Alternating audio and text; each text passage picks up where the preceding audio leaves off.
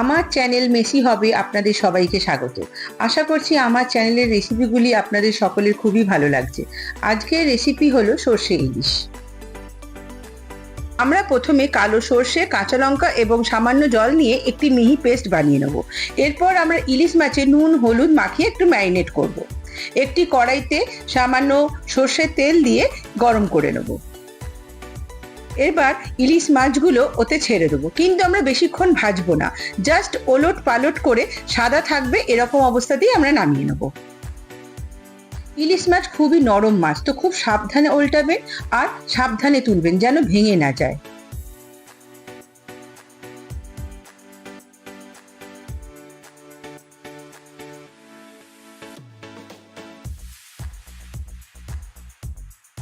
এবার আমরা আগে যে সর্ষের পেস্টটা বানিয়ে রেখেছিলাম তার মধ্যে আমরা কিছুটা জল অ্যাড করে নেব। সেই সর্ষের পেস্টটাকে আমরা অন্য একটি বাটি নিয়ে ছাঁকনির সাহায্যে ছেঁকে নেব, যাতে সর্ষের মধ্যে যে একটু তিতকুটে ভাবটা হয় সেটা যেন না থাকে। এবার মাছের তেল ভেজে রাখা যে অবশিষ্ট তেলটা আছে তার মধ্যে কালো জিরে ফোড়ন দিয়ে আমরা এই সর্ষের ছেঁকে রাখা পেস্টটা ঢেলে দেবো। এবার সেটাকে দুবার নাড়াচাড়া করে তার মধ্যে আমরা অ্যাড করব কাঁচা লঙ্কা,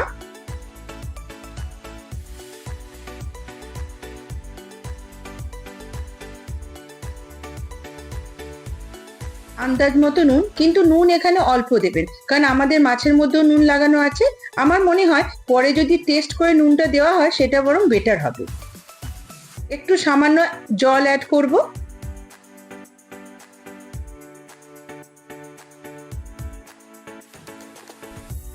ভালো করে নাড়াচাড়া করে যখন গ্রেভিটা ফুটে উঠবে তখন খুব সাবধানে আলতো হাতে আমরা ইলিশ মাছগুলো অ্যাড করে দেবো।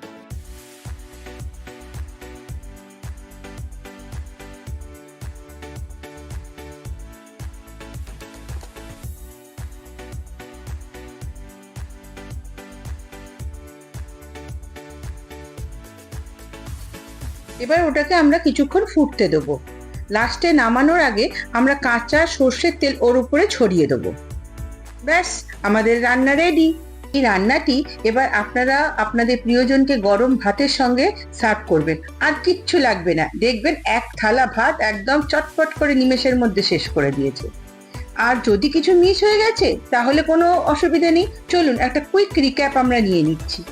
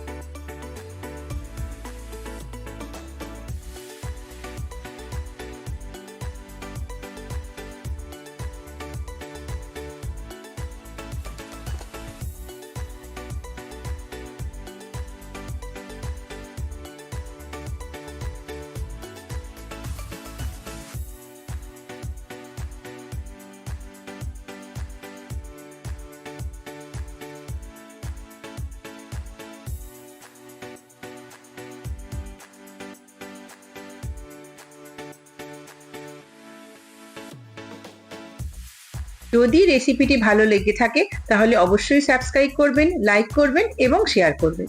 ধন্যবাদ।